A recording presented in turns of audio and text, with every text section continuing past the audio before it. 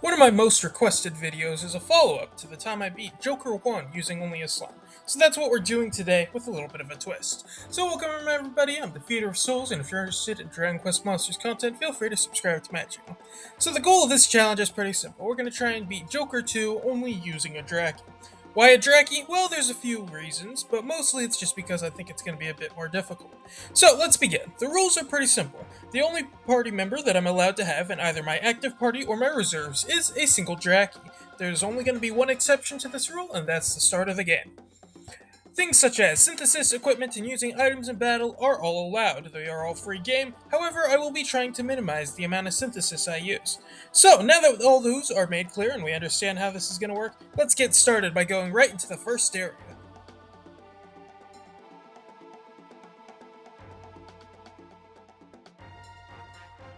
So rather than separate islands, this whole game takes place in a single island, split up into different areas. So the first area is Trepidation, and this is where we're going to be able to obtain our DRACKY at the start of the game. Something worth noting is I will not be going through the story beat by beat. If you want to know what the story to this game is, go play the game, it's a great game. Another thing to keep note of is in the top right section are the notes. This is where my level, equipment, and abilities will all be at. So, we're on to the first boss. The Hyper Hydra is not that difficult. They are an undead enemy who normally just sticks to normal attacks. Fortunately, part of a Dracky's base skill set comes with Undead Undoer, and since Hyper Hydra is considered an undead enemy, it means we get extra damage during any time we use that skill. We do not have any ability to heal ourselves outside of items, so medicinal herbs are going to be the main way in which we keep our health topped up. But besides that, the first boss is not too difficult, and there's nothing too much to worry about. So now we can move on to the next area, the Doubtback. Not too much to talk about here either, so we can go ahead and move on to the next boss. There are 2 mischievous moles and 1 maniacal mole, and none of them are threatening in the slightest. Now to be fair, at this point, I am a little overleveled, but it's kinda gonna be necessary considering how I only have a single monster. The mischievous moles pretty much stick to base attacks, and the maniacal mole can attack your entire party at once, but none of them are particularly threatening, so we don't struggle too much.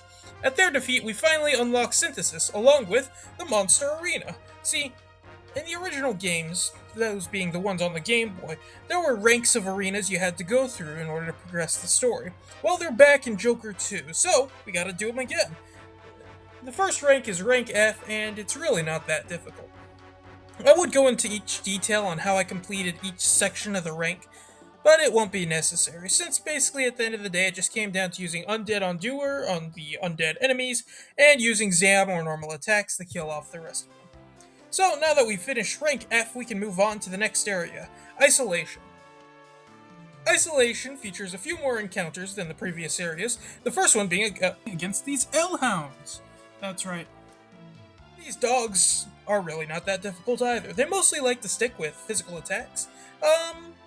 Yeah, that's pretty much it. They like to stick with physical attacks, so you just gotta use Zam or any other decently powerful skill to take them out. They're not too much of a threat. The same cannot be said with the next fight, which is not 2 dogs, it's 3. This may seem like it's the same encounter, but it's not, because now that there's 3 of them, one of them will occasionally use Warcry, which can prevent you from taking any actions this turn. This is not good. This is the point where we're starting to struggle, and we're going to need to come up with some new solution, as leveling up seems to have hit its limits due to how long it takes to train. So, once we're able to finish our fight against the 3 Doggadiers, we can move on to Synthesis. Now, you may not understand how Synthesis works in this game, so I'll just give you a very brief breakdown on how it's going to work for the sake of this challenge. If you want to synthesize a monster and it end up being the exact same monster, there's very few strategies in which you can do. There's 2 main ones, only one in which is currently applicable at the moment. The first thing you can do is synthesize a monster with itself. By doing this, you're guaranteed to get the same result. However, this will also give you the exact same skills and stats for it. The second thing you can do is use an item in which we do not currently have access to. So until we have access to that item, we're just going to have to stick with synthesizing a DRACKY with another DRACKY in order to get the exact same thing. It'll increase our stats, but that's about all it will do. So now that we're on the same page, let's go ahead and do some synthesis. Remember, we're only increasing the stats here. We can go ahead, get our upgrade, say hello to Brooks. Yes, I know it's not the most clever name, but I'm only working with the word DRACKY here and the fact that he's a bat. I gotta work with what I have here. Anyway, next boss. Say hello to Baby Bjorn. Baby Bjorn is not too difficult. He has some powerful skills, Boulder Dash being his most powerful by far, along with Fire Breath and his normal attacks hitting twice, albeit for not too much damage. However, he can also use War Cry to prevent you from acting at all. He also has a lot of HP on account of being an extra large enemy, but he does not have a lot of MP. That's right, eventually he'll run out and he'll still waste turns trying to use skills he doesn't have MP for. So it's a matter of having a large supply of medicinal herbs to keep your HP up so that you're able to outlast his MP and eventually emerge victorious. Now would probably be a good time to mention that Dracky's base skill set does not come with any healing moves, so Bruce cannot heal himself by himself. Hopefully this will not come into play later, but it will. That's foreshadowing. I'm not even going to try and be subtle about it. Healing is important, and my Dracky can't do it. That's why it's important to have those medicinal herbs. Time for some more synthesis. We go ahead and get rid of Bruce. Remember, we're only upgrading the stats. Say hello to Michael Draxon. Yes, I know I don't have enough characters, but the full name is just going to be called Draxon, but it's the thought that counts, and since you all now know the thought, that's all that matters. After a little bit of training, we are ready to move on to the next rank in the arena. Rank E is a total pushover. Despite the fact that we can't use any items or give any direct commands, we're still capable of killing pretty much every single enemy in a single hit. As a result, because I can only attack enemies one at a time, it's really just a matter of waiting for me to kill everything on screen slowly and steadily until we eventually emerge victorious. So let's just appreciate a moment of silence as I go ahead and commit mass murder.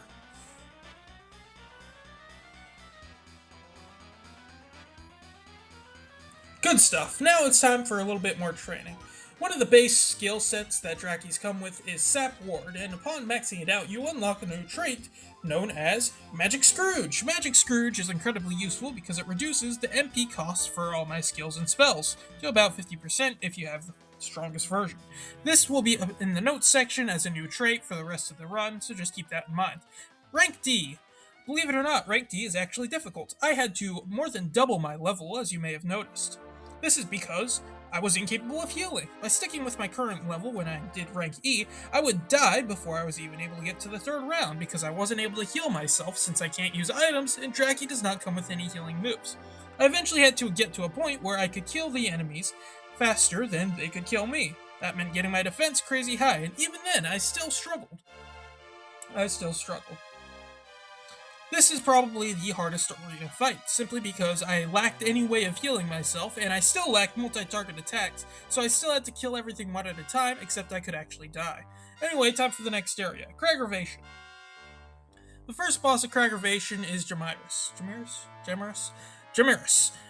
He's not too difficult. He can occasionally attack twice, and he has some pretty powerful skills. Fire Breath is pretty painful. Frizzle is by far his most dangerous, though. So basically this match, we just used medicinal herbs every single turn in order to keep our HP up, because once again, we lacked any way of healing otherwise. Honestly, we probably could have upgraded to better medicine, but medicinal herbs are cheaper, so we just use those every turn, keep our HP up, just attack consistently, and eventually you emerge victorious, allowing us to go and get the Phoenix Scepter. Remember how I said earlier how the only way you could get a monster is if you synthesized it with itself? Well, I didn't say that, I said there was one other way. And that is where the Phoenix Scepter comes in. Using the Phoenix Scepter, you can synthesize your monster with any other monster, almost, and still end up with the exact same thing. So this is basically the only way we can get some more skills on our Dracky, especially things that we need, such as multi-target attacks and healing. So, now that we have a way to customize the skill set of our Dracky while it still remains a Dracky, the question is, what are we making our Dracky? Well, I'm thinking we gotta go a magic build. This is partially because Dracky's base magic wisdom is higher than their base attack, but there's a couple other reasons as well. Firstly, we're probably going to go with Wind Magic, because Crafty Whoosher is one of the few traits that the Dracky comes with. This increases the damage of Whoosh-style attacks by decreasing enemy resistance to it. So it's a 2-in-1 combo that's sure to give us the benefits. Artful Dodger can't really be built around. We can also give our Dracky healing so that he's capable of healing himself. So now that we have a game plan in motion, it's time for some more synthesis. First thing we're going to do, get ourselves some wind magic. So we go ahead and synthesize with the Swarm Troop, say hello to Edward. This gives us Whoosh and Zap 1, which can be upgraded all the way to Whoosh and Zap 3, so you can probably guess what the next thing we're going to do is. That's right, we trade and we synthesize. Doesn't really matter the next monster we synthesize with, because all we're going to be doing is getting ourselves Whoosh and Zap 2. So say hello to our new Dracky, Draculin. Doesn't even make sense, is that? Draculin! That's right. And now, of course, now that we have Whoosh and Zap 2, what we're going to do next is pretty self-explanatory. We're going to do some trading, come back, and do even more synthesis. We're going to synthesize with the Heal Slime and get ourselves Healer. This comes with self-healing and other self-healing buffs and whatnot. Very important. That's why I've synthesized with the Heal Slime in every solo run I've done to date. Also, we get Whoosh and Zap 3, so that's cool. So say hello to Drakira. Drakira! So, now that we have Whoosh and Zap 3 and all the powerful skills that come with that, along with the ability to heal ourselves, we're ready to move on to the next boss in aggravation. Say hello to Gemon. Gemon also often acts twice, and he can do things such as cast Bounce on himself, so that your magic can't be used. Chilly Breath for some powerful damage, and that's about it. So basically, every time you can, use Kazap, you'll eventually run out of MP, so Bounce will eventually wear off as well. Zapple does some pretty good damage, but normal Kazap works out pretty well. Eventually emerge victorious. Next area is the Unsure.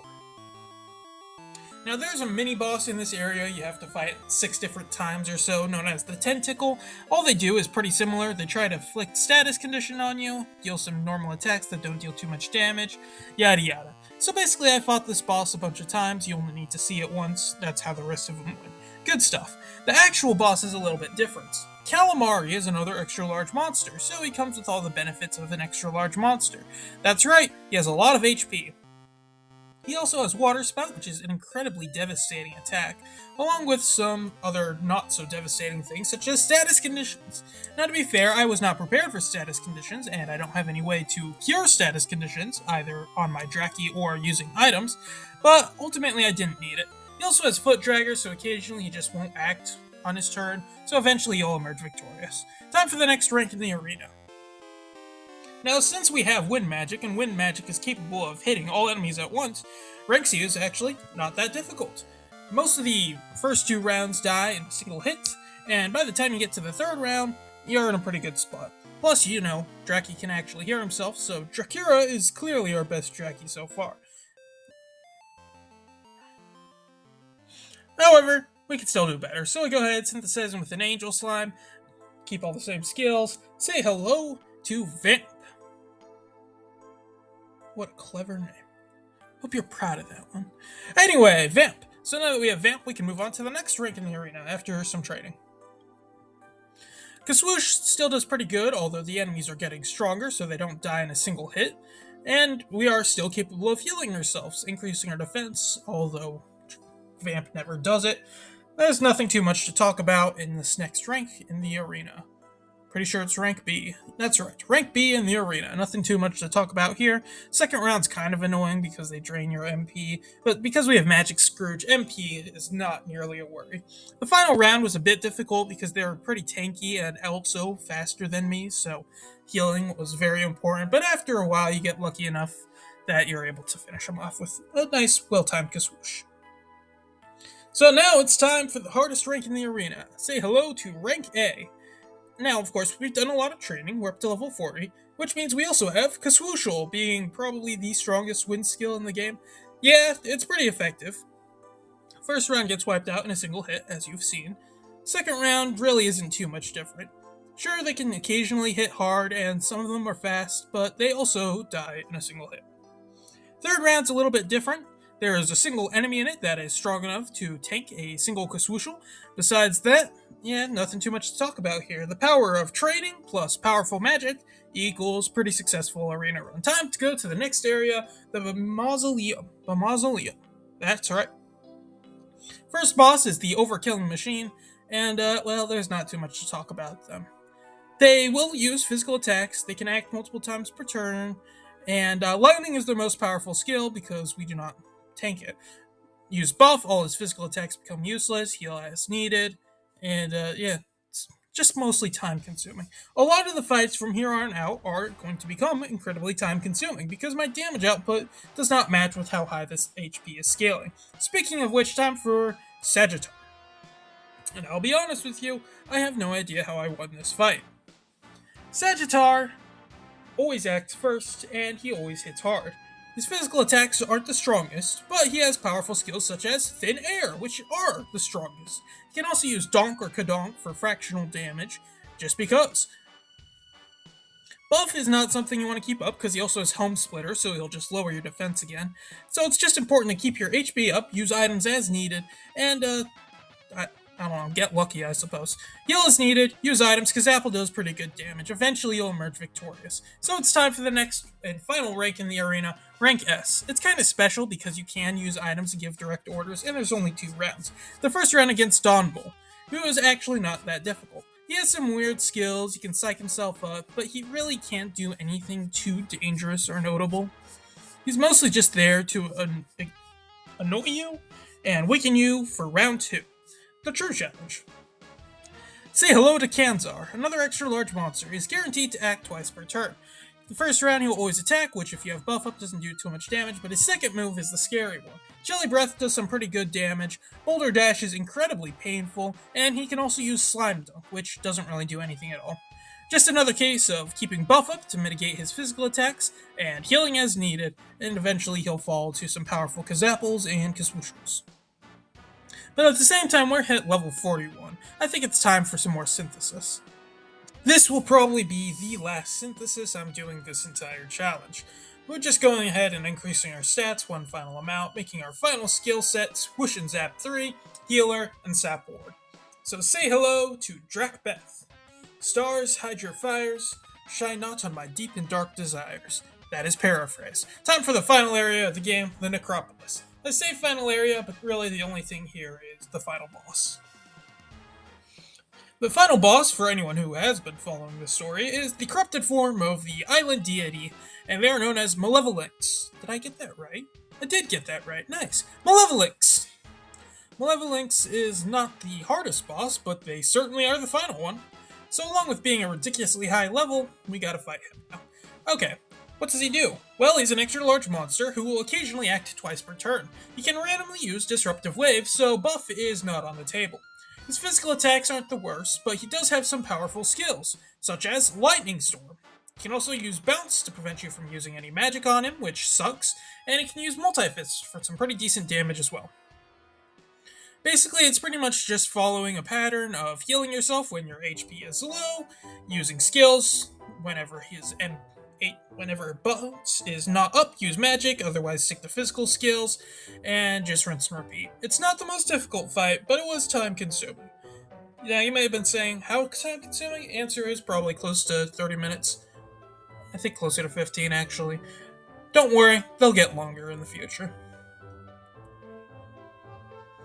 Anyway, after a while, just keep repeating, yeah. And well, would you look at that, we emerged victorious. And that was not the actual final battle in the game. See, it turns out the entire reason why we did all this was so that we get to the human final tournament of the Scout Challenge, which meant everything we did so far is technically a detour in our grand mission to fight Solitaire, who is either the exact same person or a different character from the first Dragon Quest Monsters game, and prove that we are the champion. Ah yeah. So, we just defeated an island deity. Surely defeating her and her random team is a piece of cake, right? Alright, let's try this again. Surely it will be a piece of cake, right? Anyway, she has 2 monsters, Atlas and Mumbo Jumbo. Mumbo Jumbo, despite being the small monster, can occasionally act twice, and they don't really do too much, except Giga Slash, which hurts. Atlas is the more threatening one of them, because if their attack is a critical hit, you will die instantly.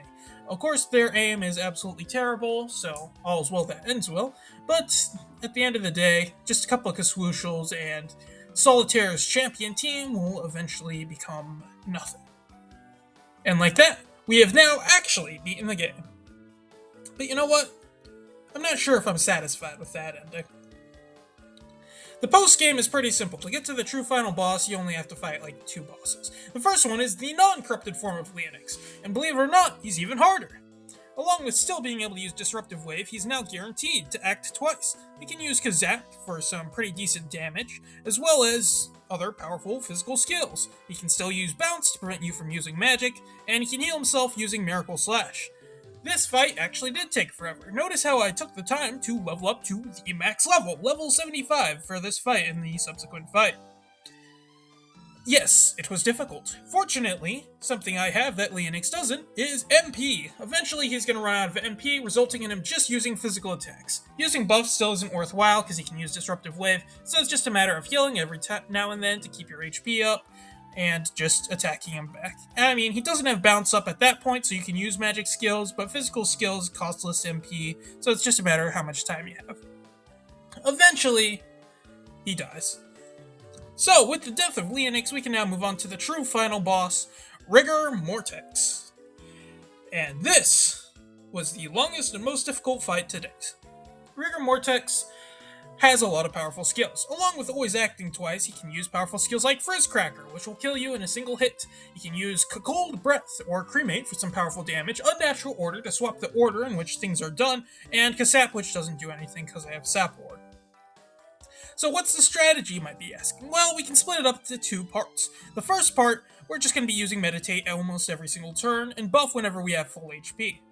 What this is going to do is decrease the amount from his physical attacks while keeping us at full HP.